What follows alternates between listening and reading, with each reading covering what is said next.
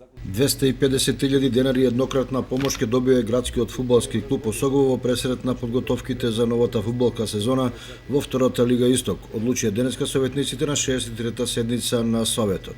Од неофицијални контакти дознаваме дека оваа одлука не ги израдува членовите на клубот, кои бараа почетни 500.000 денари за котизација и плюс по 300.000 денари месечно во текот на сезоната.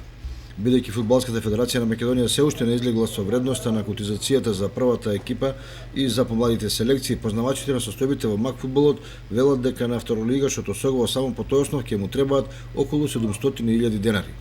А колку пари ќе треба за доведување нови квалитетни фудбалери, колку за подготовки и колку за самото првенство, кога заедно со младите категории во едно коло ќе играат 3 екипи за кои треба превоз, храна и слично, останува отворено прашање.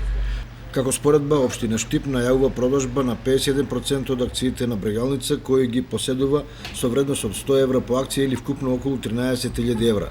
При тоа Општината се обрзува да издвојува по 600.000 денари месечно и да ги одржува спортските објекти во период од 10 години. Дали ќе се продаде или не штипскиот второлигаш ќе покаже времето, иако неофицијално се шпекулира дека интерес пројавила фирмата KidGo. Што ќе произлезе од преговарањата на ситно помеѓу Општината и ФК Осогово, ќе се види наредните денови. Меѓутоа, времето незапирливо тече, роковите пристигнуваат, па лесно може да се случи од празната каса на која во моментот има само 4500 денари, да не може да се плати котизацијата или да не стартуваат подготовките. Конечно, втората лига е сериозен предизвик кој бара речиси професионален пристап и големи средства. Истите без организирана и сеопфатна поддршка од сите фактори во градот, тешко дека ќе се обезбедат.